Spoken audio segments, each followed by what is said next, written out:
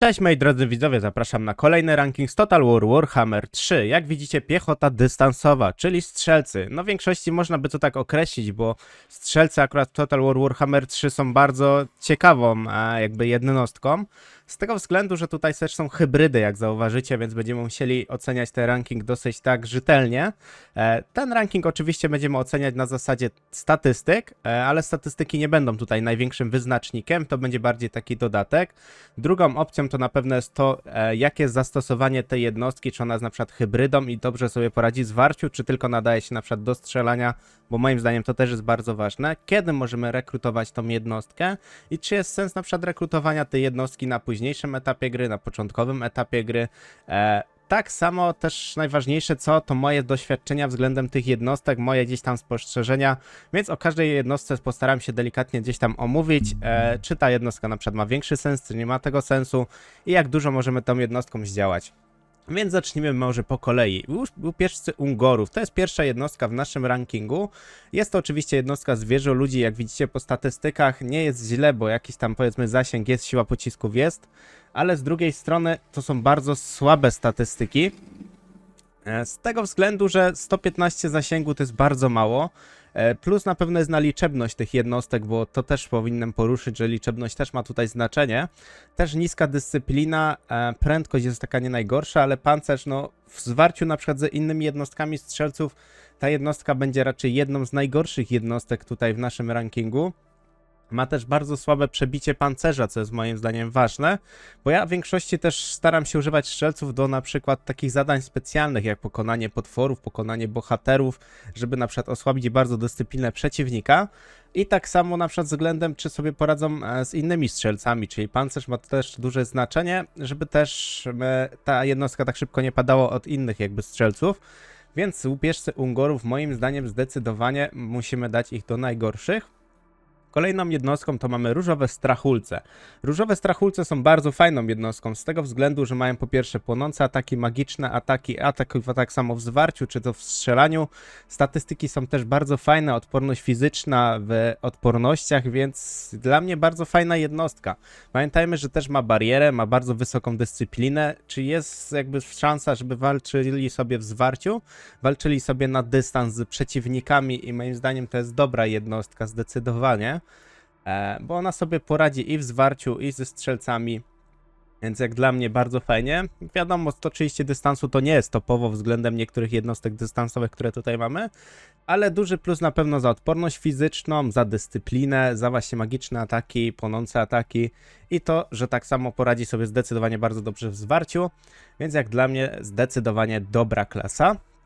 Kolejną jednostką, którą tutaj widzicie, to są tak naprawdę wzniosłe różowe strachulce, czyli tak jakby delikatnie poziom wyżej. Mamy tutaj też większą dyscyplinę, większy pancerz, więcej życia. Siła pocisków jest też delikatnie wyższa. Jest jeszcze mistyczna radość, co też jest bardzo fajną opcją. Jest dobrą umiejętnością bierną. Jak dla mnie wzniosłe różowe strachulce powinny też gdzieś tam się znajdować względem właśnie bardzo dobrej, a dobrej. Między tym gdzieś tam się waham, żeby ich jednak umieścić. Moim zdaniem zdecydowanie damy ich po prostu dobrej, z tego względu, że też, jak dobrze pamiętam, też trzeci, czwarty tier budynków, więc trochę trzeba czasu, żeby ich wybudować. A tutaj też oceniamy całą jakby piechotę dystansową, gdzie jest jednostek bardzo dużo, bardzo mocnych. I dla mnie wydaje mi się, że tutaj do bardzo dobrej czy najlepszej zdecydowanie nie. Będę bardzo surowy w tym rankingu. Z tego względu, żeby tak naprawdę niektóre jednostki tutaj odciąć od tych dobrych rankingów, bo niektóre jednostki jakby delikatnie podchodzą pod ten ranking, ale z drugiej strony zastosowanie w moich gdzieś tam bitwach było całkowicie inne. Więc tutaj też musicie zauważyć to, że na przykład tacy gromowładni, jakieś tam garłacze czy coś tego typu mogą być na trochę różnych dziwnych miejscach, gdzie okaże się dla was to bardzo dziwne, ale dla mnie to jest po prostu kwestia zastosowania w praktyce, a nie samych statystyk, bo możemy mieć bardzo dużą siłą broni, ale będziemy mieć bardzo mały zasięg, więc wtedy nie mamy jakby dużych możliwości na przykład walczyć z niektórymi jednostkami, co warto poruszyć, bo tutaj mamy też jednostki, które strzelają od góry w dół, czyli nie muszą mieć jakby stać na wprost, nie muszą mieć jakby otwartego pola do strzału, tylko po prostu te strzały lecą do góry, więc to też jest bardzo ważne, bo gdy przejdziemy na przykład do takich muszkietów, To będzie miało ogromne znaczenie w rankingu takich muszkietów, bo muszkiety jednak musimy dobrze ustawić albo na wysokim położeniu, albo musimy zostawić je delikatnie odchylone i dużo kombinować z formacją, gdzie czasem, gdy jest bardzo duża bitwa, nie mamy czasu ustawiania tej formacji co chwilę, więc to jest też bardzo ważne. Dużo osób o tym nie myśli w takich na przykład rankingach, tak sądzę, że nie myśli, bo dużo osób potem ocenia, dlaczego na przykład gromowładni są tak nisko. No są z tego względu, że musimy dużo nimi manewrować. Fajnie sobie radzą na przykład z potworami, z dużymi jednostkami, ale gdy będziemy mieć na przykład bardzo dużą bitwę, to gromowładni się trochę zgubią w tej bitwie i nie będzie czasu się nimi bawić, bo będziemy musieli bronić flanki na przykład. Dlatego ten ranking będzie bardzo ostro zrobiony, bardzo surowo po prostu, z tego względu, że ja bardziej patrzę na pryzmat wielkich bitew niż takich delikatnych, małych bitew, gdzie tak naprawdę każda jednostka tutaj strzelców mogłaby być prawie w bardzo dobrych albo najlepszych, bo zastosowanie samych strzelców jest ok. Przejdźmy w takim razie dalej, bo trochę się tutaj rozgadałem. Strażnicy ścieżek. To jest znakomita jednostka strzelecka z wielu powodów. Po pierwsze, jeśli posiadamy atrybut mistrz zasadzki, mamy taki okrąg do strzelania, czyli ta jednostka nie musi być skierowana na przykład pod stożkiem względem przeciwnika, tylko dookoła ona sobie strzela. Dodatkowo jest strzał w ruchu, jest strzębia precyzja, czyli dostajemy dodatkowo, jak dobrze pamiętam, 15 albo 30 siły do pocisków przebijających. Bardzo fajny zasięg, bo 190 zasięgu. Idealnie jednostka sobie radzi tak samo w lesie, bo to jest leśny prześladowca, więc zasług dla tej jednostki jest zdecydowanie bardzo dużo. Brakuje jedynie w tej jednostce akurat jakichś takich magicznych ataków, na przykład odmrożających ataków, ale jak dla mnie zdecydowanie jedna z najlepszych jednostek strzeleckich, bo zdecydowanie z większą jednostką, z większością jednostek tutaj, które mamy ze strzeleckich sobie poradzą. Więc dla mnie zdecydowanie duży plus, wiele zastosowań, też prędkość jest bardzo fajna, bo 40 prędkości, no to ta mobilność jest bardzo fajna, tym bardziej, że mamy strzał w ruchu, możemy na przykład wyciągać jakąś piechotę przeciwnika i sobie biegać i do nich strzelać, bo mamy taką możliwość. Pamiętajmy, że piechota przeważnie ma gdzieś prędkości od 28 do 35, to jest takie w większości górne granice, no chyba, że to są wyjątkowe jednostki, które są nieopancerzone.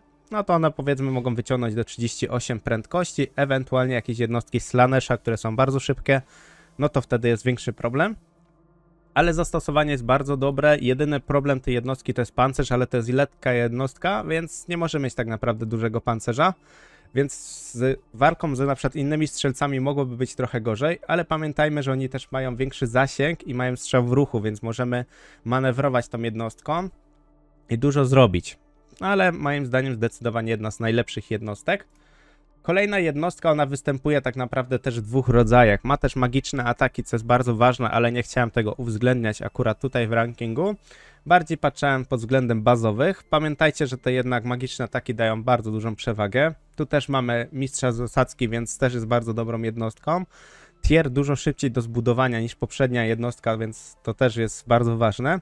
Dobra dyscyplina, dobra prędkość. Moim zdaniem też powinien wylądować w bardzo dobrych albo najlepszych. Możemy go wrzucić do najlepszych z tego względu, że jeśli byśmy sobie zastosowali tą technikę magicznych ataków, to zdecydowanie będzie najlepszą jednostką. Więc pamiętajcie też o tym, że dlatego też wrzuciłem go do najlepszej, bo to uwzględniam i to jest bardzo ważne. No są to leśne elfy, są to elfy, więc pamiętajmy, że elfy bardzo bazują na jednostkach strzelających. To jest jakby ich powiedzmy podstawa gdzieś tam walki z większością frakcji. Tym bardziej leśne elfy najbardziej na tym bazują jak dla mnie. Przejdźmy w takim razie dalej. Dalej mamy Gwardię Polany, czyli taką najniższą tierową jednostkę strzeleckich leśnych elfów. Tutaj jest dobry zasięg, jest dobra siła pocisków, ale nie mamy na przykład tutaj skradania, co przy leśnych elfach jest bardzo ważne i w tej mechanice jest też ważne. Tutaj zdecydowanie bym umieścił raczej tą jednostkę w klasie dobrej, bo możemy też ją zrekrutować na samym początku. A statystyki też są nie najgorsze, liczebność jednostki też jest nie najgorsza, więc jak dla mnie zdecydowanie też dużo plusów dla tej jednostki.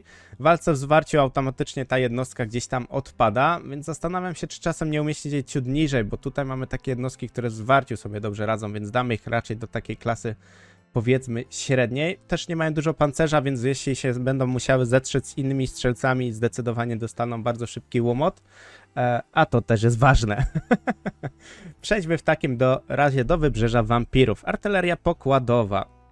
Statystyki bardzo fajne, tylko jest duża zaleta, ale też jest duża wada. Bardzo duża siła pocisków i zasięg względem tych jednostek, ale dyscyplina, prędkość, pancerz to jest straszne. Siła broni, atak zwarciu, siła broni, premia do szarży, no... Powiem tak, jeśli tą jednostkę dopadnie nawet jakaś najgorsza jednostka Bretonii, czy taka hołota, to zdecydowanie ich złoją i to jest bardzo duży minus. Ale w tym rankingu bardziej się skupiamy na tym jednak zastosowaniu strzeleckim. Tylko że zwróćmy też uwagę na to, że ta jednostka jest też później rekrutowana, więc to też nie jest taki szybki tier do zrekrutowania. Moim zdaniem powinniśmy ją umieścić albo w bardzo dobrej, albo w najlepszej, bo statystyki akurat zasięgu i siły pocisków są bardzo mocne i też bierna umiejętność zapasy czarnego prochu, gdzie jak dobrze pamiętam daje to 30% przebicia pancerza na samym początku, gdy ta jednostka ma powyżej 80% amunicji, więc dla mnie zdecydowanie jedna z najlepszych jednostek strzeleckich. Trzeba się nią trochę, powiedziałbym, natrudzić, bo musimy ich dobrze ustawić, żeby ta jednostka fajnie strzelała. Nie jest to jednostka, która strzela jednak do góry, ale te statystyki są bardzo potężne i to jest naprawdę bardzo dobra jednostka strzelecka, bo też w miarę szybko ona strzela, jest też wodniakiem, czyli też lepsze położenie, gdy walczymy na przykład w wodzie, więc za to dostanie zdecydowany duży plus, więc przejdźmy w takim razie dalej. Banda ateryjskich zombie z muszkietami. Moim zdaniem jedna z moich najbardziej ulubionych jednostek, tylko że tu jest taki sam problem niestety jak z artylerią pokładową, a problemem jest pancerz, dyscyplina, czyli ta jednostka strzelając się z innymi strzelcami bardzo szybko odejdzie w zapomnienie. Tylko że ta jednostka też jest tak liczebna i tak potężna w sile przebicia, że niszczy każdego potwora w momencie, niszczy większość strzelców w momencie, bo siła przebicia, jak oni puszczą jedną salwę, to w większości tych jednostek strzeleckich przeciwnika no już nie ma na mapie, więc to jest bardzo fajne i na to też trzeba bardzo zwrócić uwagę i ta jednostka jest bardzo szybka do zrekrutowania, bo na samym początku już możemy rekrutować tą jednostkę, więc jak dla mnie jedna z najlepszych jednostek, gdy gracie Wybrzeżem Wampirów. Ja osobiście doomstackowałem prawie te jednostki, ewentualnie dawałem paru, nie wiem, bohaterów, parę jakichś jednostek, które gdzieś tam odciągały takie mocniejsze jednostki, których nie zdążymy ustrzelić, ale jak dla mnie zdecydowanie topówka. A kolejna jednostka, do której tutaj sobie przejdziemy, to jest banda artyleryjskich zombie z rusznicami. Dla mnie straszna jednostka. Choć jest jedno fajne zastosowanie tej jednostki, że jest bardzo duża siła przebicia, siła pocisków i bardzo duża liczebność, więc jeśli na przykład puścimy tą jednostkę na potwory, to ona się bardzo dobrze sprawdzi. Ale patrząc na to, że Wybrzeże Wampirów ma bardzo dobre siły jakby przebicia, to ta jednostka delikatnie leci już w dół. Względem całego rankingu też moim zdaniem powinna zlecieć bardzo nisko i osobiście dam ich do klasy złej z prostego względu. Bardzo mały zasięg, duża siła pocisków, duża liczebność, ok, ale bardzo niska dyscyplina i pancerz. To jest moim zdaniem bardzo duży wyznacznik dla strzelców, bo każdy inny prawie strzelec, nawet tacy łowcy łupieżcy Ungorów zdecydowanie mogliby pokonać tą jednostkę, bo mają więcej zasięgu, a ta jednostka nie ma pancerza, więc bardzo szybko by się niestety rozlecieli.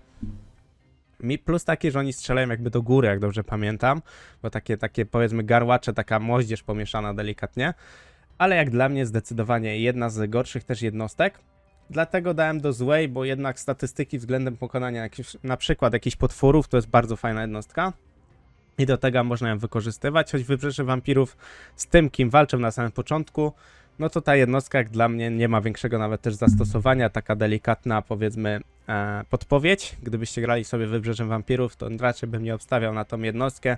Zdecydowanie weźcie sobie te muszkiety, a dostaniecie dużo więcej tego wszystkiego, więc jak dla mnie tak to powinno wyglądać. Kolejna jednostka to jest taka, powiedziałbym, strzelcy, nie strzelcy. No są jako piechota dystansowi, tak względem chociażby gry podpowiada.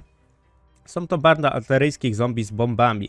Piechota z ładunkami wybuchowymi, bardzo podobni do górników, tylko ci akurat mają jakieś tam zasięgi i dodatkowo jest siła pocisków, powiedzmy jakaś, dlatego też jest pewnie oznaczana jako taka, powiedzmy, piechota.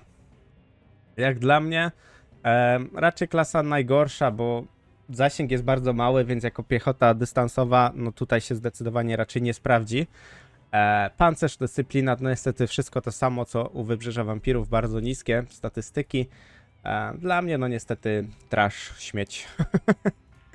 Banda artyleryjskich zombie, czyli bardzo podobna jednostka do poprzedniej, tylko to są już faktycznie tylko jakby tacy strzelcy. Bardzo niski poziom pancerza, bardzo niska dyscyplina, bardzo mały zasięg, siła pocisków, więc zdecydowanie jedna z najgorszych. Ona czasem się przydaje, bo jest bardzo tania jednostka, bardzo szybko możemy ją zrekrutować i czasem sobie gdzieś tam poradzi z niektórymi jednostkami, ale do jednostek strzeleckich ja bym osobiście nie traktował, że to jest jednostka strzelecka, bo po pierwsze mały zasięg, za mało pancerza i ta jednostka nawet nie doleci do niektórych strzelców i już jest po niej. Jedyna jakaś opcja walki w lesie, gdzie ta jednostka coś tam może powiedzmy gdzieś tam przestrzeli i trafi sobie, ale bez jakichś takich większych, bym powiedział, sukcesów raczej ta jednostka nie osiągnie. Lodowa Gwardia z glewiami. Tu mamy właśnie zastosowanie jednostki takiej hybrydowej, czyli bardzo dobra w walce zwarciu, bardzo dobra dyscyplina, bardzo dobrzy strzelcy, dodatkowo mamy odmrożenie, odporność na magię jako umiejętność bierną, więc tutaj zastosowanie jest ogrom, więc jak dla mnie zdecydowanie jedna z najlepszych jednostek też strzeleckich, z tego względu, że też mamy odmrożenie, magiczne ataki, dobry zasięg, dobry pancerz, w walce zwarciu sobie bardzo dobrze poradzą, więc sądzę, że tutaj nie ma co więcej o tym mówić. Gdy gracie Kislewem, bo oczywiście to jest jednostka Kislewu, możecie bardzo dużo tą jednostką wykręcić.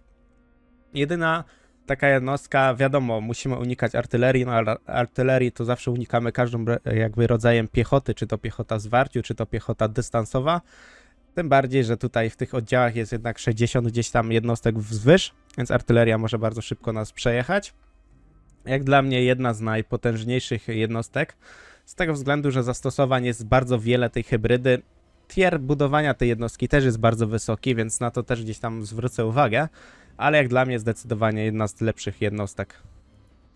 Kolejna to jest Lodowa Gwardia z mieczami. Bardzo podobna do poprzedniej, tylko tutaj mamy jakby większy atak zwarciu. Lepiej sobie radzą z właśnie jednostkami przeciwpiechotnymi. Więc jak dla mnie zdecydowanie ten sam tier, no bo tamta była zastosowania bardziej na potwory, a ta jest zastosowaniem na po prostu piechotę. Czyli zastosowanie na piechotę, na potwory również, bo możemy zawsze ostrzelać na przykład potwora, nim do nas doleci i też wiele zdziałamy. Zamachowcy Eszkiny. Ci zamachowcy są bardzo fajną jednostką, bo mają skradanie, mają straż przednią, więc możemy też na przykład flankować gdzieś tam bardziej tego na przykład przeciwnika. Bardzo fajna dyscyplina, prędkość mogłaby być trochę większa, mimo to, że jednak to są łucznicy bardzo takich lekkich zbrojach, bo 30 też pancerza, ale duży plus za brak właśnie kary w lesie, więc możemy gdzieś tam manewrować i strzelać do tych jednostek.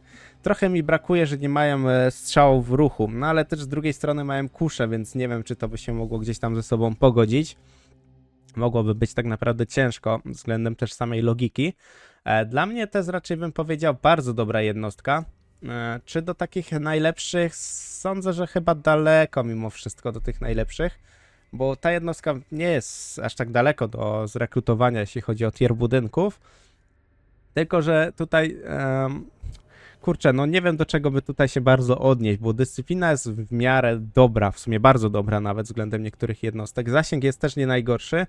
Ja osobiście lubię te jednostki, ale nie jestem jakimś zwolennikiem dużej ilości rekrutowania tych jednostek. Nawet gdy grałem Kislewem, to wolałem się gdzieś tam bardziej osłaniać innymi jednostkami, bo ta jednostka jest dobra, tylko że jak ona zacznie walczyć z Warciu, to ta jednostka automatycznie przegrywa. Wiem, że to jest ranking jednostek dystansowych, ale tak jak mówiłem na początku, zwracam na wiele rzeczy uwagę, bo trzeba tak naprawdę każdą jednostkę bardzo poznać w walce na różne gdzieś tam sposoby.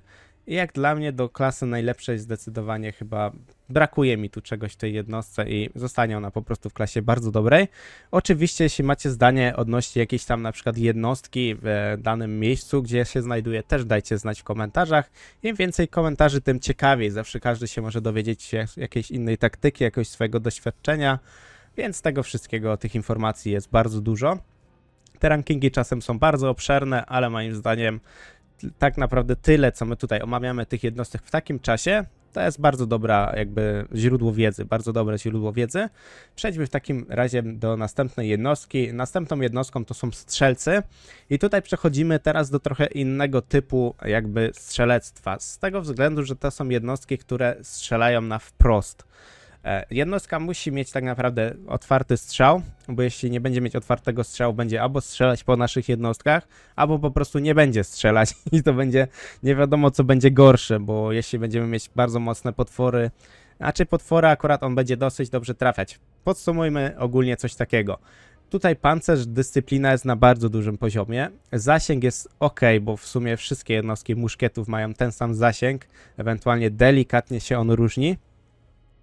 Kolejną ważną rzeczą jest to, że ta jednostka radzi sobie nieźle w zwarciu. Naprawdę radzą sobie nieźle w zwarciu i to jest dla mnie zdecydowany duży też plus.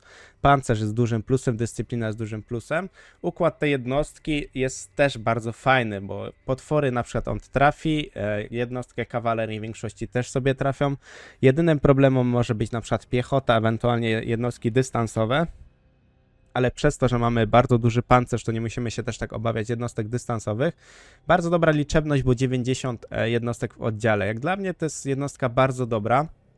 Nie wrzucaj do najlepszej z tego jednego prostego względu, że przy dużych bitwach ta jednostka trochę traci jakby swoją wartość, bo nie ma czasu ustawiać czasem tej jednostki, chyba że nam się uda idealny jakiś teren i będziemy mieć możliwość otwartego ciągle strzału.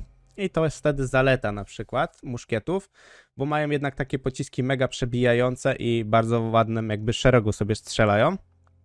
Ale no niestety ja nie sądzę, że jednostki, które są na przykład muszkietami, to są jednostkami też najlepszymi akurat w tym wydaniu. Będziemy mieć dużo jeszcze muszkietów w tym jakby rankingu, więc będę tam poruszał swoje doświadczenia odnośnie kolejnych gdzieś tam frakcji muszkietów i tego wszystkiego. Więc przejdźmy w takim razie dalej.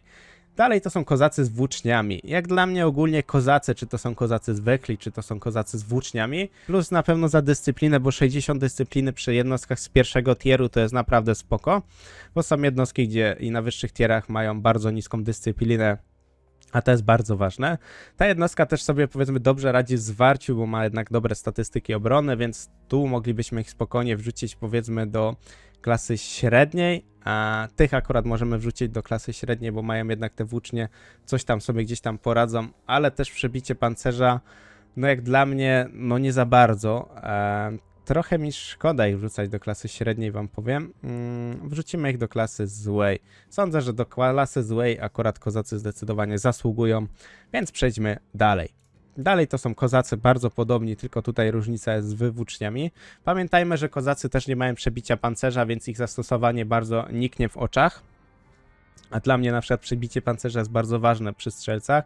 Nie musi być ono ogromne, ale żeby jakiekolwiek było, bo inaczej jednostkom opancerzonym nic nie robimy, a przeważnie staramy się zawsze pokonać jednostki, które są opancerzone, które są bardzo mocne, bo w większości jednostki opancerzone mają bardzo dużą siłę broni i siłę ataku, więc to jest bardzo ważne. Więc kolejni kozacy wylądują w klasie złej i jak dla mnie to będzie ok. Łucznicy nocnych goblinów fanatycy. Najpierw pamiętajcie, że dajemy fanatyków, bo te ikonki goblinów są identyczne. Fanatycy mają duży ten plus, bo jednak mają umiejętność wirujące świry. Wirujące świry to jest tak naprawdę taka umiejętność, że ona miażdży każdą jednostkę piechoty. Im więcej tych jednostek gdzieś tam będzie wkoło siebie, to jest tym lepiej. Więc to jest taka jakby powiedzmy ich szansa na obronę przed niektórymi jednostkami. Siła broni, obrona w zwarciu też nie najgorsza jak na gobliny. Moim zdaniem w miarę spoko. Słabe przebicie pancerza, ale mamy też tak naprawdę skradanie, mamy straż przednią, więc zastosowań jest tutaj więcej. Ja osobiście bym umieścił akurat fanatyków goblinów w takiej dosyć, no wydaje mi się, że to jest dosyć spoko grupa dla nich dobra. Z tego względu, że chociażby za te wirujące świry można sobie podejść na przykład na plecy przeciwnika i nie dość, że wykorzystać ich do walki wręcz i wykorzystać właśnie ich umiejętność, to dodatkowo możemy tak ostrzelać trochę jednostki, mamy też zatrute ataki, więc jak dla mnie zdecydowanie możemy zostawić jej w klasie dobrej. Kolejna jednostka to łucznicy dzikich orków. No dziki orkowie mają ten plus, że nie mają pancerza, ale mają odporność fizyczną i to im dużo gdzieś tam nadrabia. Prędkością też nie najgorzej. Siła broni jest bardzo duża. Mimo że obrona w zwarciu jest bardzo mała, to oni sobie właśnie bardziej są tacy, żeby się rzucić, lać do końca, niż na przykład bronić, więc do tego zastosowanie też jest bardzo fajnie. Za ten też atak w zwarciu powinniśmy ich dać co najmniej do klasy średniej. Na orkach nie kupuje się za bardzo jednostek strzeleckich, bo to zastosowanie jest bardzo rzadkie, tym bardziej, że automat też gorzej ich liczy, więc tutaj trzeba zwrócić też na to delikatnie uwagę. Na pewno duży plus za dyscyplinę i za siłę broni. Za zasięg, za siłę pocisków, no tutaj już trochę gorzej, ale mimo wszystko też ustrzelam trochę tych jednostek. Odporność fizyczna też coś daje, więc jak dla mnie możemy spokojnie ich zostawić w tej klasie średniej. Łucznicy orków, czyli taka jakby jednostka standardowa. Tutaj na przykład nie mamy odporności fizycznej, ale mamy za to pancerz. Statystyki prawie identyczne do tej jednostki poprzedniej, więc jak dla mnie nie będziemy tutaj też więcej omawiać, tylko tutaj jest niska celność, więc za niską celność zdecydowanie do klasy złej. Ewentualnie nawet bym się zastanawiał, czy ich nie wrzucić do klasy najgorszej, ale w najgorszej to już jest taka totalna, bym powiedział, hołota, więc może zostawmy ich po prostu w tej klasie złej. Będę też starał się z jednostkami, którymi można gdzieś tam więcej się wypowiedzieć, mam większe jakieś doświadczenie, większy jakiś potencjał w tych jednostkach, więcej mówić, a o jednostkach takich, których jest mniejszy potencjał, mniej można mówić, no to będę po prostu mniej mówił. Tak podsumowując wam, żeby też oszczędzać wasz czas i żeby ten czas był wykorzystany. Łucznicy nocnych goblinów, czyli łucznicy tego samego pokroju co tutaj, tylko już nie mają tutaj tych wirujących więc trochę gorzej oni już wypadają. Jak dla mnie zdecydowanie tutaj klasa zła, do najgorszej może nie, bo dalej mamy skradanie, dalej mamy straż przednią, więc możemy wykorzystać tą jednostkę. Przejdźmy dalej, łucznicy goblinów, no tu liczebność jest bardzo też fajna. Dyscyplina 40, pancerz też jakiś powiedzmy nie najgorszy jest, coś tam łuczników by spokojnie mogli już strzelać, ale jak dla mnie zdecydowanie też raczej zła klasa, bo jednak zasięg, siła pocisków jest tutaj dosyć śmieszna. Więc ona się za bardzo, ta jednostka nie sprawdzi, nie ma też przebicia pancerza, ta dyscyplina no też w miarę szybko się kruszą, więc przejdźmy dalej. Przechodzimy, moi drodzy, do żelazne to smoki z torpedami trollomłotowymi. Bardzo fajna jednostka, bardzo silna jednostka, bo po pierwsze jest bardzo duży zasięg, bardzo duża siła pocisków, bardzo dobrze oni sobie radzą właśnie przeciw dużym jednostkom. Niska szybkoszczelność, no pociski są bardzo mocne, bardzo duża siła przebicia, ale jednak też wolniej strzelają. Ale zauważmy też to, że mają bardzo dużo pancerza i bardzo dużo dyscypliny, a tak zwarciu, obrona w zwarciu nawet nie jest najgorsza na jednostkę strzelecką. Moim zdaniem torpedy to są akurat bardzo mocnymi jednostkami, tylko że oni są bardziej zastosowania na potwory. Na piechotę tak gdzieś może trochę słabiej się gdzieś sprawdzą, ale moim zdaniem akurat żelazne smoki z torpedami to zdecydowanie jedna też z najlepszych jednostek, bo tutaj jest idealne zastosowanie na jednostki potworów, a nie każda jednostka strzelecka poradzi sobie z potworami, więc za to też powinniśmy chociażby umieścić ich bardzo wysoko. I moim zdaniem to jest bardzo uczciwe dla tej jednostki. Zastosowanie jest bardzo dobre, w większości potwory. Przejdźmy dalej. Dalej mamy jakby nową jednostkę, w miarę taką powiedzmy nową, świeżą. To są gromowładni siewcy uraz. Jak dla mnie ta jednostka akurat się za specjalnie nie sprawdza. Nie widzę takiego dużego zastosowania w tych jednostkach, tym bardziej gdy gramy krasnoludami. No to osobiście tego nie widzę. To jest jednostka, która tak samo działa na piechocie właśnie bliskiego zasięgu. Spoko, że mamy bardzo dużą siłę pocisków, fajnie się sprawdzi gdzieś tam na tych potworach, ale czy to jest jednostka, której bym na przykład dużo używał w kampanii? No nie. Nie używałbym dużo tych jednostki w kampanii, bo nie widzę dużego zastosowania dla tej jednostki. Zasięg jest bardzo mały, bo 90 zasięgu, mimo że też siła pocisków jest ogromna. Ja osobiście nie jestem zadowolony z tych jednostek, nie lubię tej jednostki. Nie ma też czasem czasu wykorzystać takiej jednostki, bo ona ma jednak mały zasięg. Moim zdaniem jedna z takich złych jednostek, ewentualnie nawet bym powiedział najgorszych, bo automat spoko ich liczy, naprawdę dobrze ich liczy, bo siła broni dużo tutaj nadrabia, a siła broni w automacie jest dużo większą jakby wagę daje niż na przykład sam zasięg, więc to też jest bardzo ważne, ale odnośnie automatu będziemy dużo tam gdzieś poruszać tych statystyk, więc jak dla mnie zdecydowanie nie ma szału, mimo że zniedła się jakby walka z zwarciu. Dobra, dajmy ich po prostu do tej klasy średniej. Za tą walkę z warciu, tą siłę powiedzmy, że to są jednak garłacze, no dajmy ich po prostu do tej średniej, bo tak sądzę, że może do złej to byłoby ich za drastycznie po prostu wrzucić, bo też liczebność jest bardzo fajna od nich, to też jest duża zaleta. Strażnicy Bugmana. To jest bardzo dobra jednostka, zawsze ich wysoko oceniałem, bardzo mają dobre zastosowanie, mają płynną fortyfikację, co nam bardzo dużo daje, duża dyscyplina. Zasięg też spoko, taki standardowy do jednostek strzeleckich. Jak dla mnie można by ich umieścić do klasy bardzo dobrej. Czy do najlepszej? No może bym do najlepszych ich akurat nie wrzucał. Też plus taki, że jak dobrze pamiętam, to oni mają tarczę. więc to jest duży plus. I wydaje mi się, że to tyle odnośnie tych krasnoludków. Piraci zabójcy to też oczywiście nowa jednostka, niezłomność to jest na pewno ich zaletą, oczywiście standardowa odporność na magię jak u wszystkich krasnoludów. Prędkość bardzo dobra, amunicji bardzo mało, ale to jest jednostka hybrydowa, więc ona sobie gdzieś tam radzi w walce z warciu jako strzelec. Ja raczej tutaj obstawiam, że to taka klasa średnia zła, bo no średnia z tego względu, że oni sobie też fajnie radzą z potworami w walce z warciu, bo to są jednak zabójcy. Ale czy to jest jakaś taka znakomita jednostka sama w sobie? Powiedziałbym, że raczej taka klasa zła. Dużo tą jednostką nie możemy moim zdaniem wykręcić, a też, że ma zerowy pancerz to jest bardzo łatwym celem dla większości gdzieś tam przeciwników, więc jak dla mnie raczej tutaj zła. Żelazne smoki, moim zdaniem zawsze oni będą w moim sercu i zawsze będą na klasie najlepszej, z tego względu, że one mają mały zasięg, ale to jest jednostka, która ma po prostu ostro tam palić inne jednostki, więc nie mogą mieć po prostu większego zasięgu, bo siła broni jest ogromna i to jest ogromna zaleta. Tym bardziej, że mają znakomity pancerz, mają znakomitą dyscyplinę, to są bardzo podobne jednostki do siebie, tylko te są stworzone na potwory, a te w większości są stworzone na dużą ilość piechoty, bo na te moim zdaniem najlepiej jakby zyskują. I tak samo delikatnie na potworach też się sprawdzają, ale do potworów moim zdaniem to i tak ta jednostka jest zdecydowanie lepsza. 28 jakby jednostek w oddziale, moim zdaniem wystarczająco, można z nimi bardzo dużo wykręcić, wystarczy sobie gdzieś tam pooglądać, czy da moje filmy, czy to od kogoś innego filmy, osoby, które gdzieś tam dużo korzystają z krasnoludów i zastosowanie jest naprawdę ogromne. I to jest też jednostka bardzo wytrzymała, tylko plus taki, żeby jednak ona w większości starała się wystrzelać na swoją amunicję, a potem walczyła, niż żeby od razu gdzieś tam wpadła w jakąś pułapkę. Gromowładni. Tutaj, szczerze powiedziawszy, miałem dużo gdzieś tam zastanawiania się i gromowładnych wrzucę tak samo jak muszkiety, bo gromowładni są bardzo podobni jak muszkiety, to są standardowe takie muszkiety, więc zastosowań jest dużo do tych jednostek, bo ilościowo spoko, siła zasięgu nawet jest, znaczy zasięg jest dobry, siła pocisków jest dobra, bo to są bardzo dobre pociski przebijające akurat w tych jednostkach. Więc jak dla mnie nie musimy tutaj więcej poruszać tematu.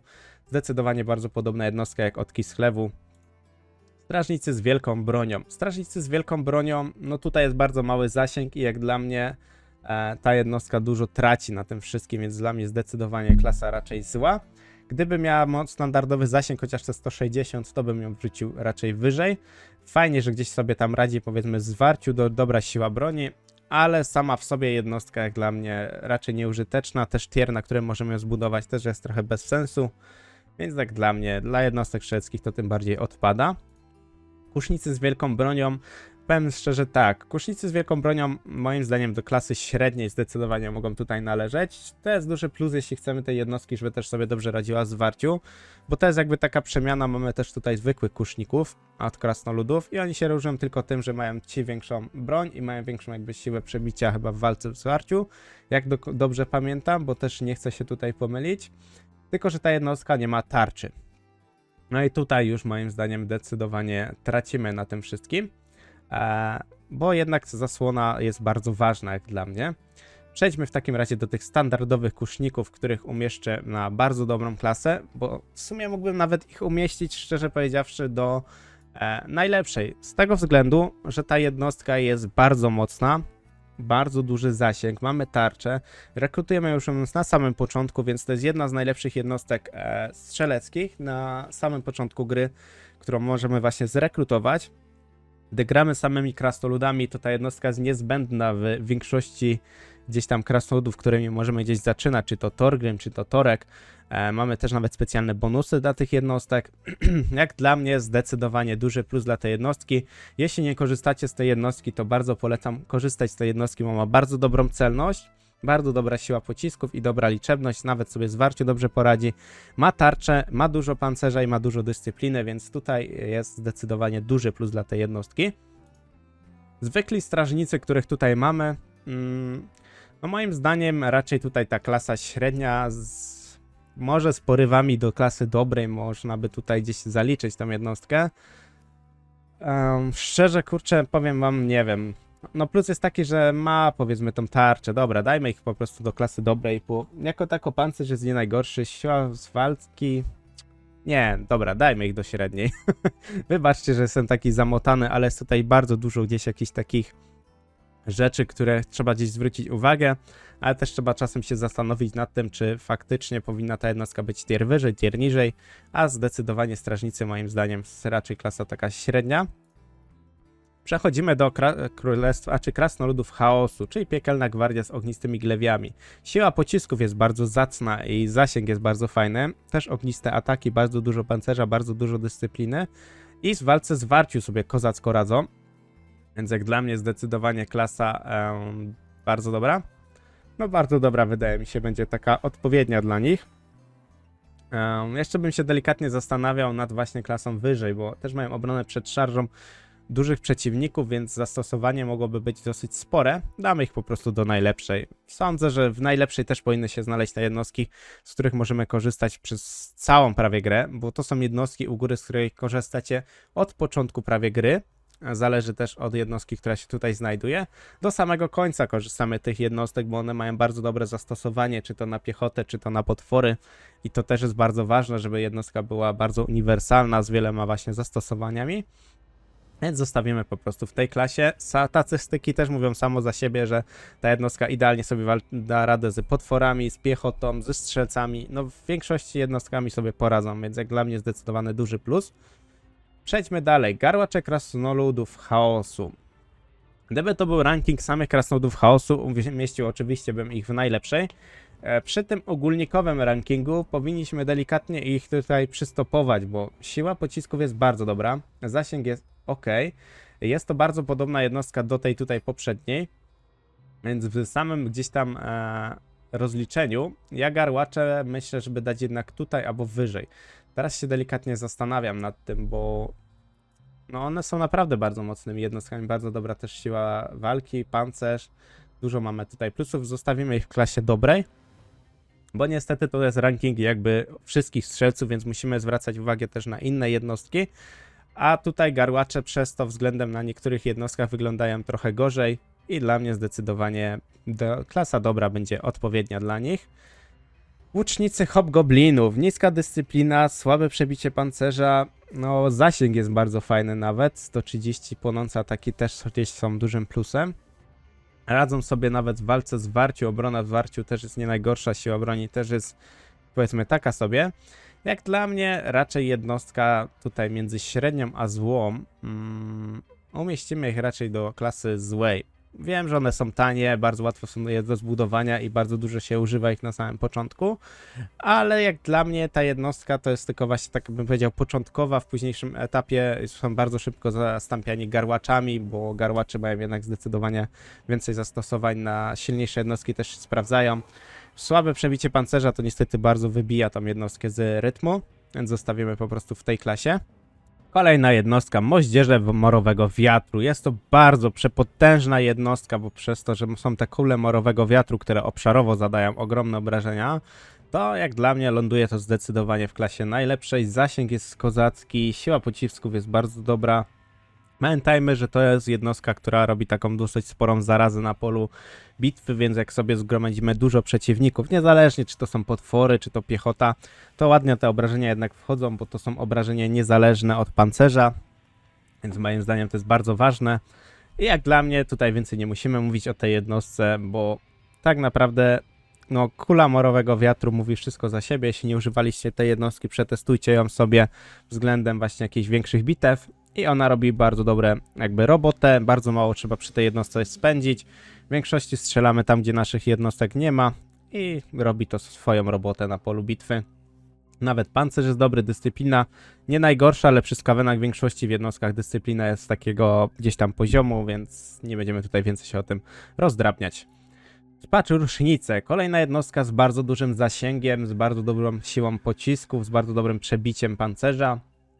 No jest to znakomita jednostka, skaweńska jednostka.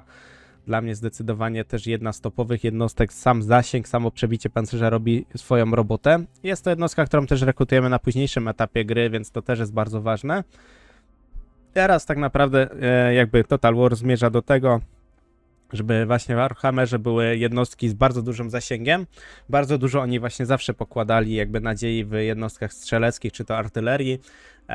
Trochę tutaj się robi przez to duże zamieszanie, bo gdy jednostki dostają bardzo duży zasięg i dużą siłę pocisków, to tracimy jakby trochę na możliwości piechoty czy tam innych jednostek i możemy dużo gdzieś tam wznosić na przykład jednostek strzeleckich. Mamy na przykład w Imperium teraz specjalnych lordów, którzy podbijają bardzo duży zasięg jednostkom i siłę pocisków.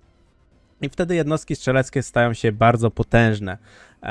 Tak samo na przykład skaweni bardzo gdzieś tam wzorują się, bardzo gdzieś tam mają potęgę względem jednostek strzeleckich, tam delikatnie może jeszcze potworów, katapulty, czyli artyleria, a jednostka na przykład piechoty u skawenów jest bardzo nisko, bardzo słaba, bo nie ma jakby takiego głównego zastosowania. Tak delikatnie tylko napąkuję, w razie co trochę o frakcjach delikatnie też powiedzieć, jeśli nie oglądaliście innych moich gdzieś tam rankingów, filmów. Przejdźmy w takim razie dalej. Bombardierzy kul śmierci. Bardzo fajna jednostka, bo kule śmierci działają na podobnej zasadzie jak morowego wiatru, czyli rzucamy te bomby i się tam robi taki delikatny smrodzik, który zadaje obrażenia i osłabia też jednostki. Dla mnie raczej bombardierzy kul śmierci to raczej taka dobra jednostka niż jakaś tam gdzieś wyżej ustawiona. Choć liczebność tych jednostek jest bardzo fajna, bo 48 jednostek z bardzo dużą siłą pocisków, ale jak dla mnie raczej taka dobra niż najlepsza, czy tam bardzo dobra jednostka, bo jako strzelecka jednostka zasięg tutaj też ma znaczenie. Zastosowanie tej jednostki wiadomo, to jest raczej do takich dużych bitew, nie do jakichś tam mniejszych bitew z potworami. Ale jako taka bardzo dobra jednostka, warto z niej korzystać.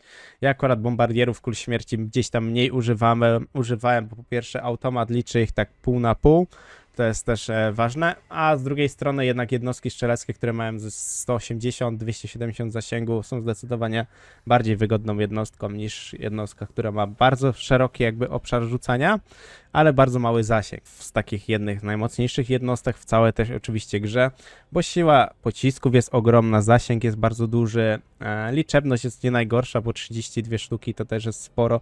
Możemy w miarę szybko ich rekrutować, tym bardziej, że skaweni mają bardzo szybki jakby rozwój miast, bo mogą sobie od razu zająć miasta i zrobić je na przykład na 4., 5. tier i to daje ogromną gdzieś tam przewagę skawenom. Jak dla mnie skaweni zawsze byli bardzo mocni i nawet za mocni względem kampanii.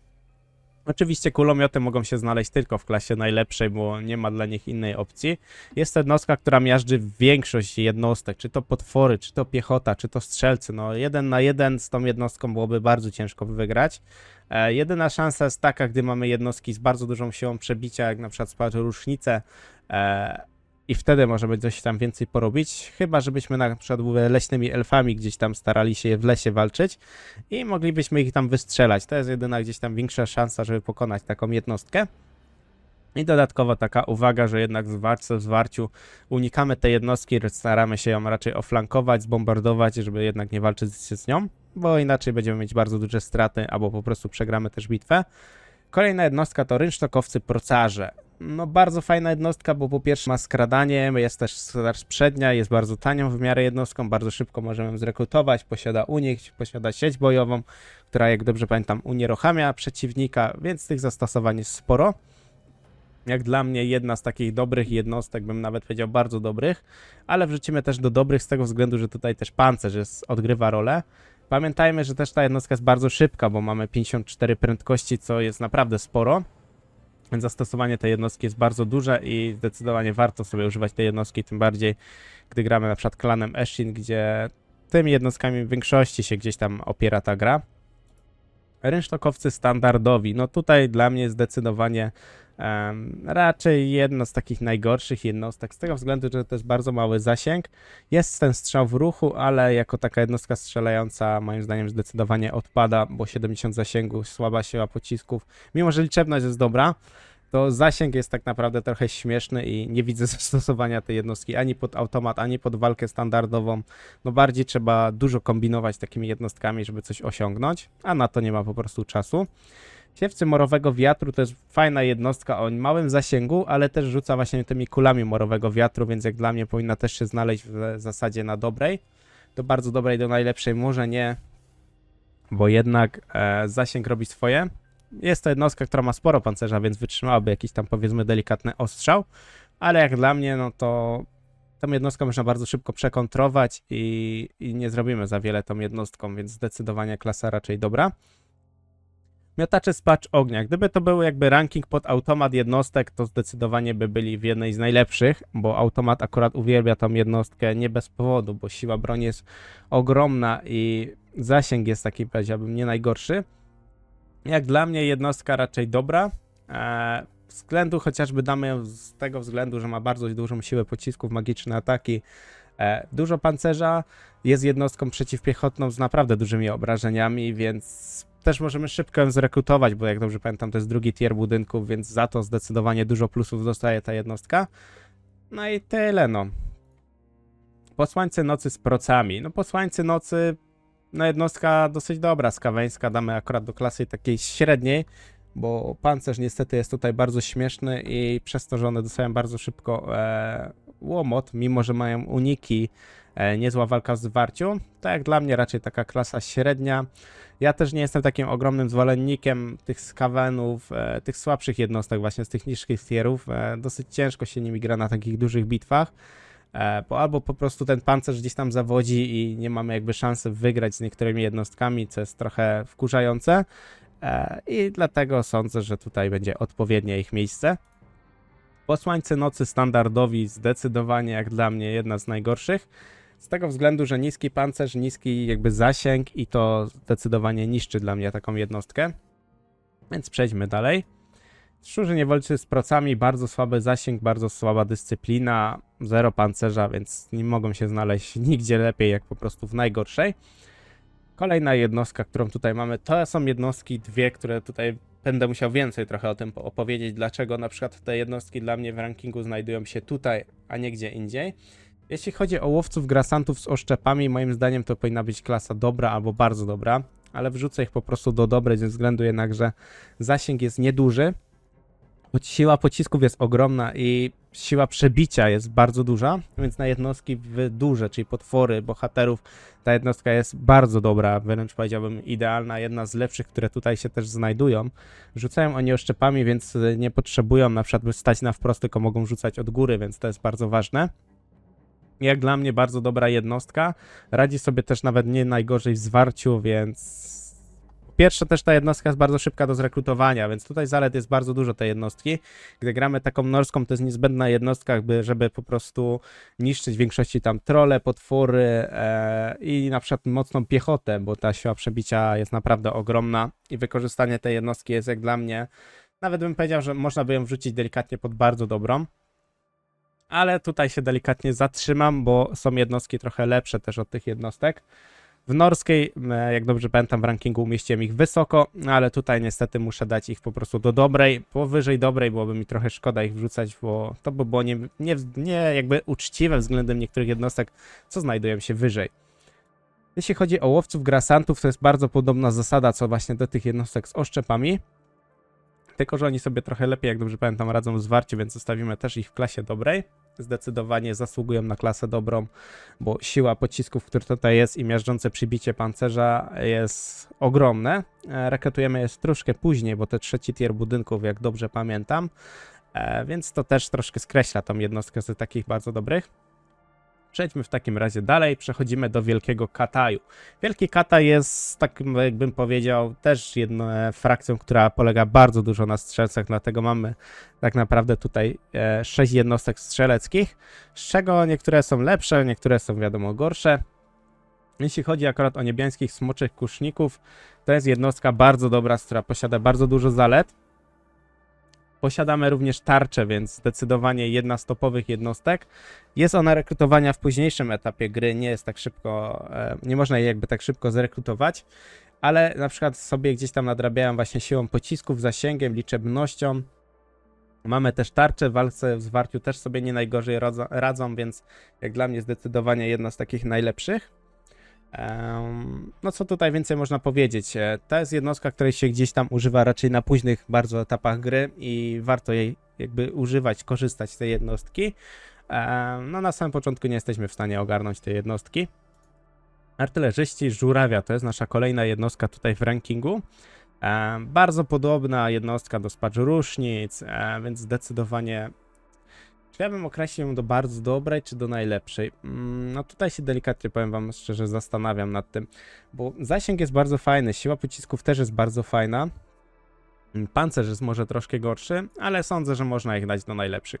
Jeśli chodzi o jednostki bardzo dobre, czy tam najlepsze, to są jednostki, które mają zastosowania pod piechotę, pod na przykład bestie, jakieś potwory, z takim dużym zastosowaniem i z dużą jakby ilością przeważnie zasięgu na tych jednostkach, co jak sobie tutaj zauważycie, nie licząc może żelaznych smoków, no to tutaj faktycznie dużo na tym zyskujemy. To są też jednostki rzadko gdzieś używane przez niektórych graczy, bo z tego co kojarzę, artyleryszów żurawia rzadko kto to używa gdzieś tam w katoju, bardziej idą właśnie w artylerię, ewentualnie standardowe kusze. To jest jednostka, która też musi strzelać na wprost, to nie jest jednostka, która strzela od góry, więc ustawienie ma tutaj na pewno znaczenie.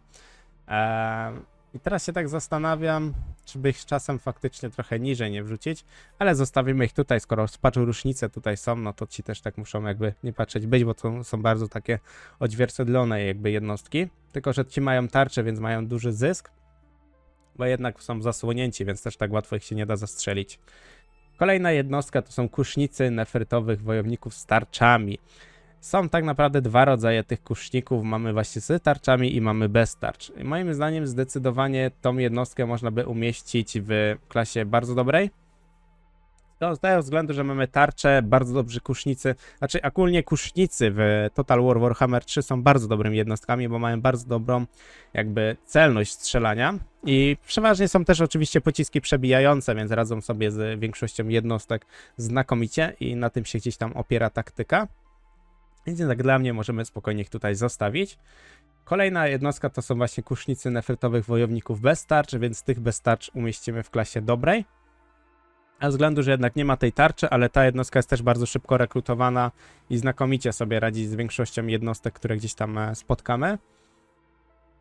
Ale nie będziemy tutaj ich dużo omawiać, bo to są jednostki, które gdzieś tam już się więcej wypowiadałem o takich, bo one są bardzo podobne do siebie, tylko się gdzieś tam różnią delikatnie.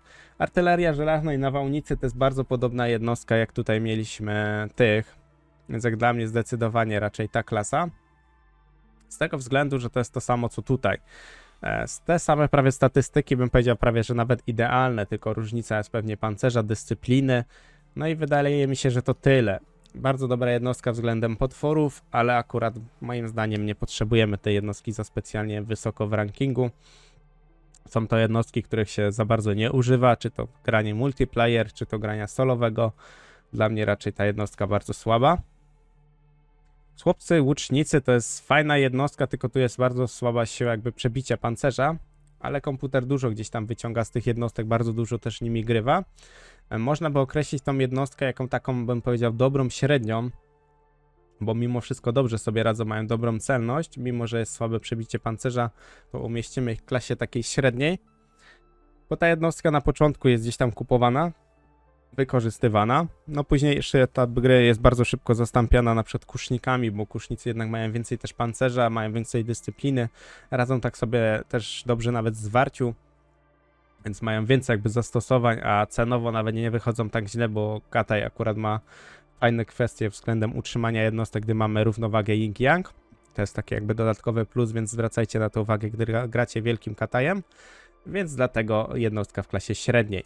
Przechodzimy do mrocznych tak naprawdę elfów, którzy jak widzicie mają bardzo dużo jednostek, ale to są prawie identyczne jednostki.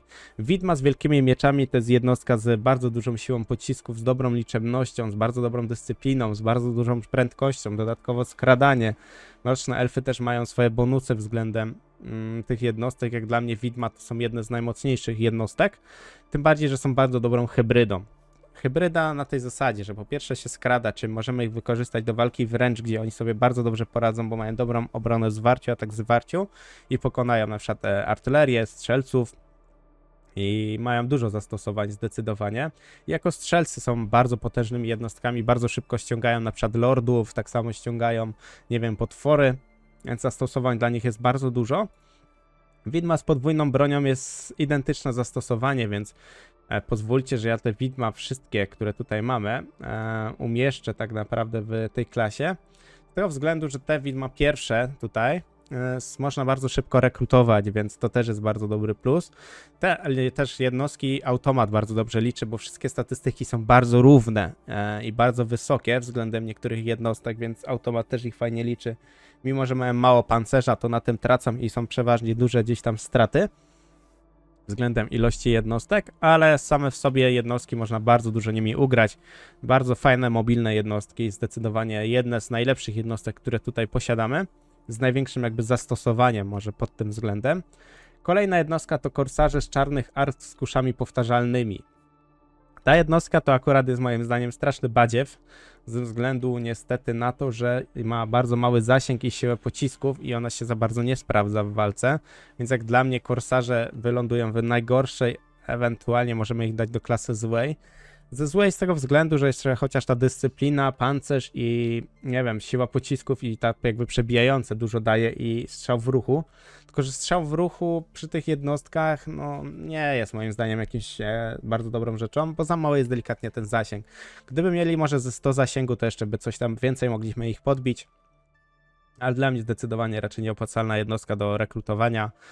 Rzadko kto też to moim zdaniem rekrutuje, bo tego się po prostu nie opłaci.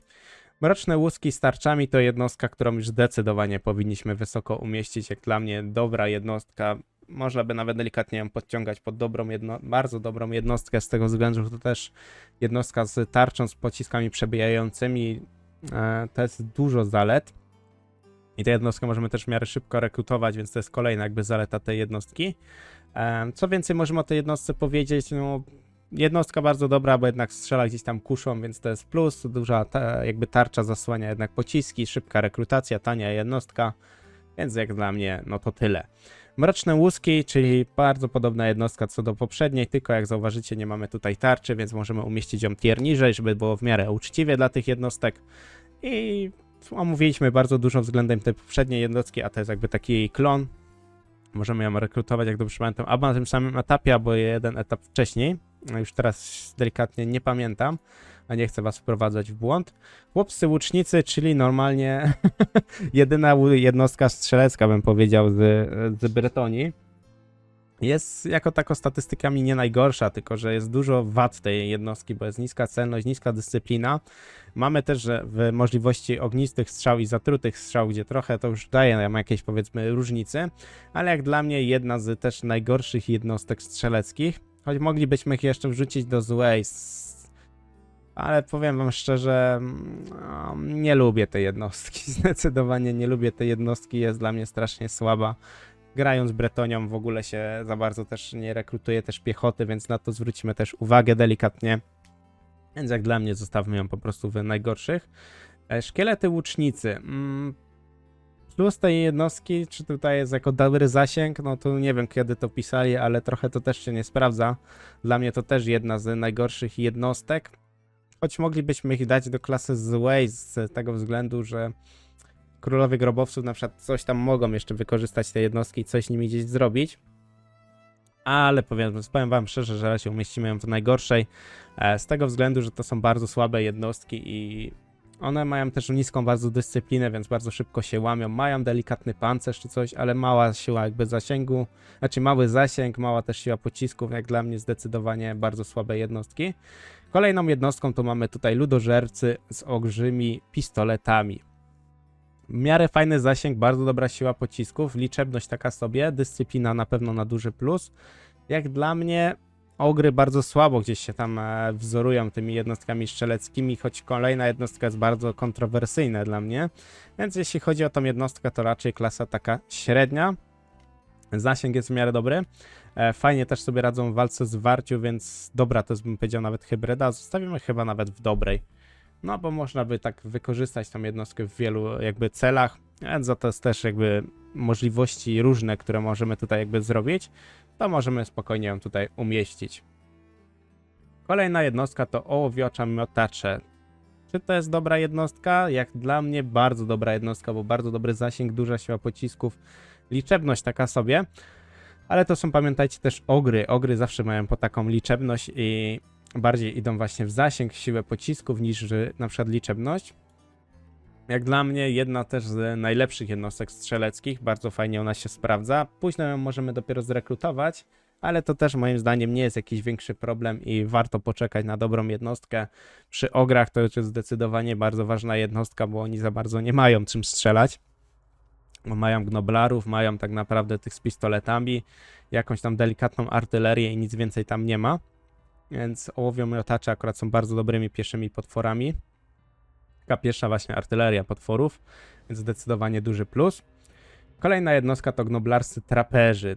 Traperzy, no to jest raczej, bym powiedział, syf straszny, bo bardzo mała dyscyplina, bardzo mało pancerza. Oni są raczej taką, bym powiedział, mięsem armatnim, dokładnie nawet jak mają tutaj napisane, żeby gdzieś tam ściągnąć przeciwnika na siebie, ostrzał na siebie, a reszta gdzieś tam walczy.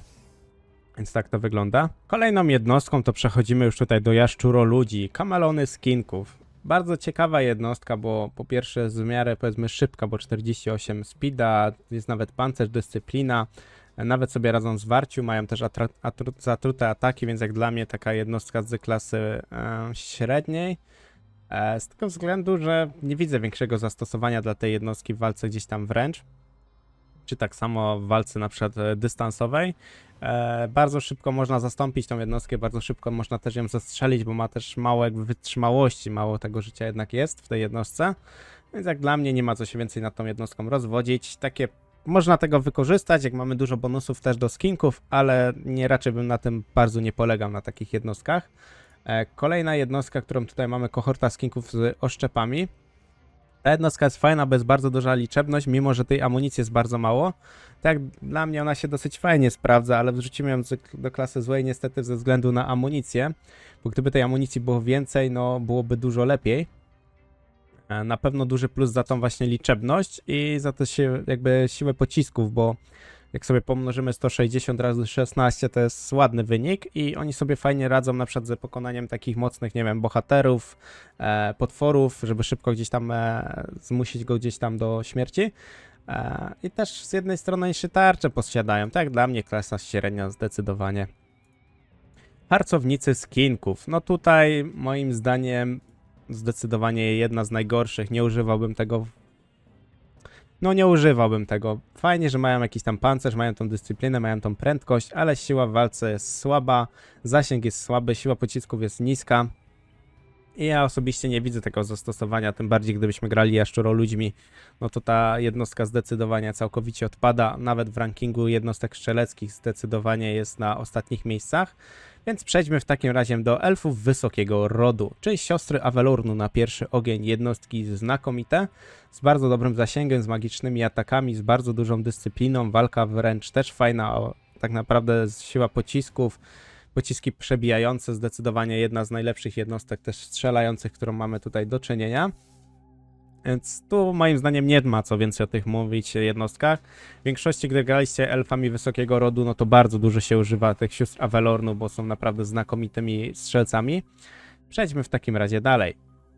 Stąpający w cieniu. Kolejna znakomita jednostka, bardzo podobna do sióstr Avelornu. Są tam delikatne różnice między nimi. No jeśli chodzi o jakościowo, moim zdaniem są bardzo dobrą jakościową jednostką, tym bardziej strzelecką, walce w zwarciu. Mistrz zasadzki, czyli ma też okrągłe strzelanie, więc zdecydowanie jedna z najlepszych jednostek. Bardzo dużo się jej używa, tym bardziej gdy gramy jakby lordem Alit Anar, jak dobrze pamiętam, dobrze wymówiłem. No to on bazuje na tych jednostkach, więc moim zdaniem nie ma co tu więcej mówić. Patrząc po tych statystykach, są bardzo dobre. Mistrz zasadzki, skradanie, straż przednia, bardzo dobry zasięg, no mnóstwo zalet. I poradzą sobie i z piechotą, i ze strzelcami, i z potworami, no z każdym sobie poradzą.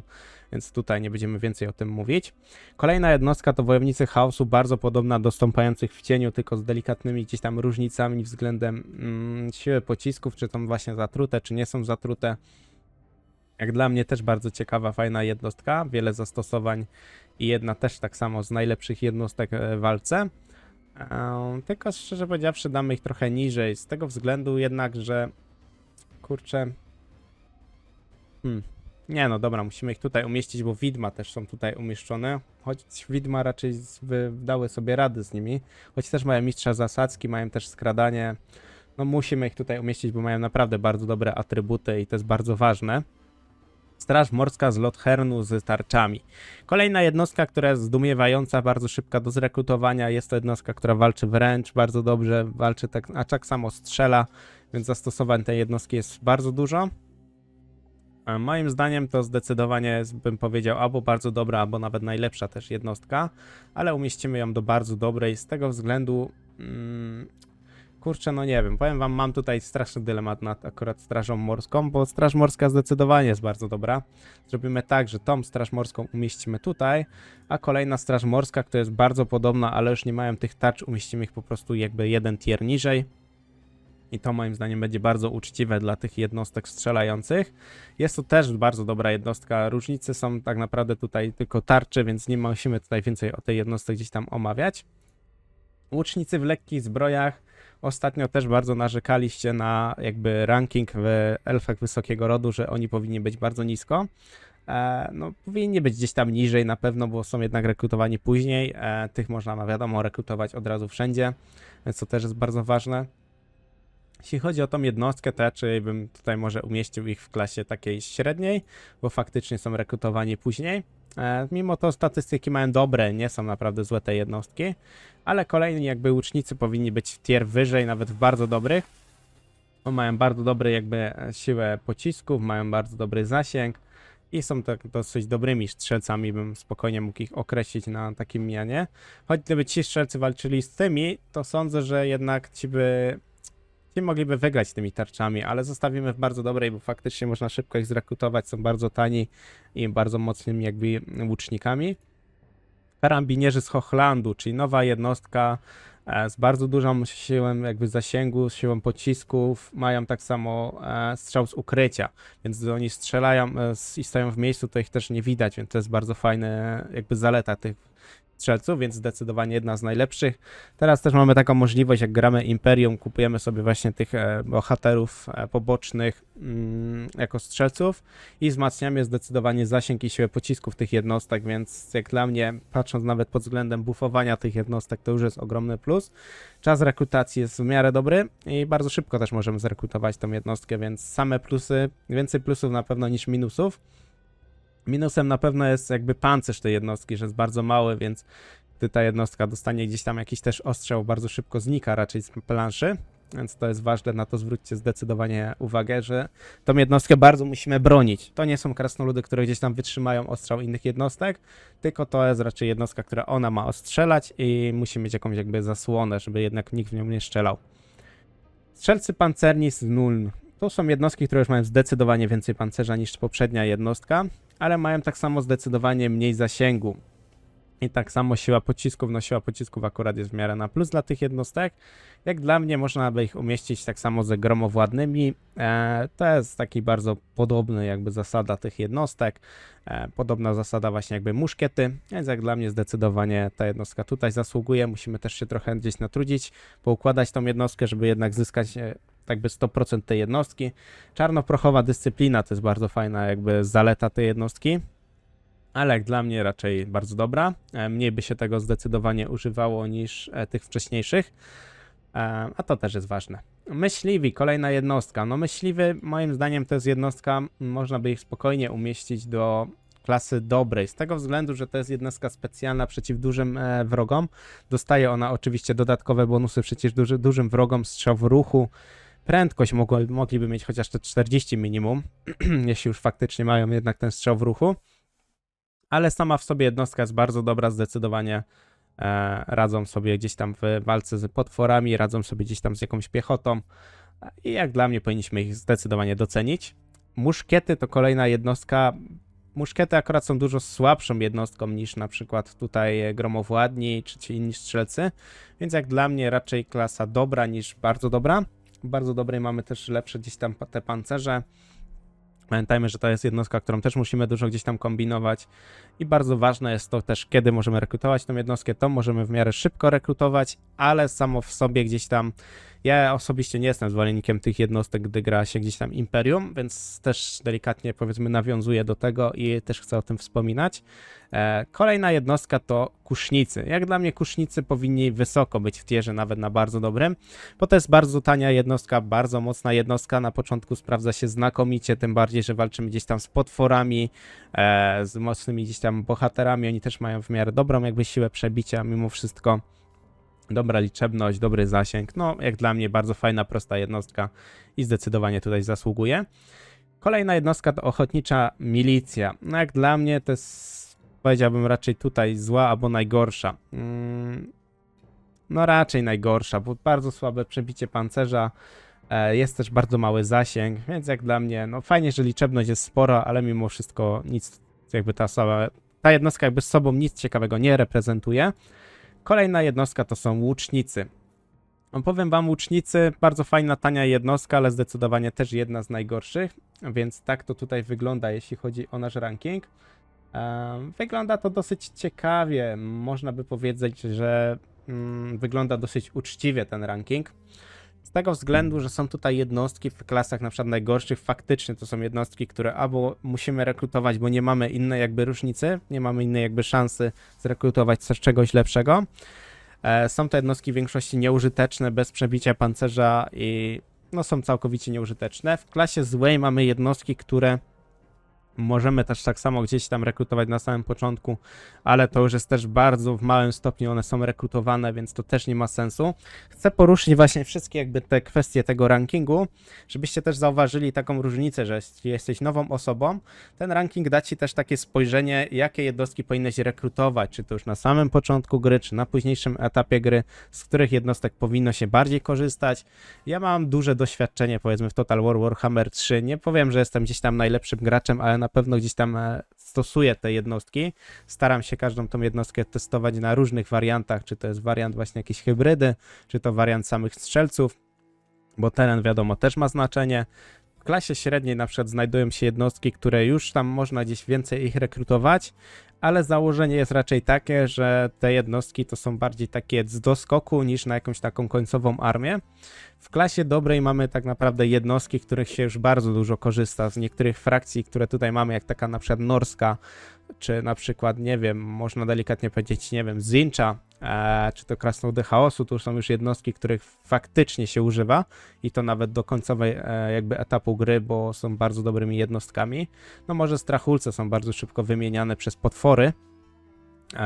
Tak samo może tutaj skaweni są też wymieniani jednak przez to, że skaweni mają bardzo dobre, bardzo rozległe ilości jednostek strzeleckich, więc to też jest fajne, ważne. W bardzo dobrych mamy już takie jednostki, których używamy bardzo dużo. Jest to czasem tak, że na początku gry możemy ich używać. No, kusznicy są bardzo szybko wymienieni z tego względu, że mamy też duży zakres jednostek dobrych strzeleckich, ale też się zdarzają do takich pobocznych armii do obrony miast, czy tam plądrowania jakichś słabszych miast.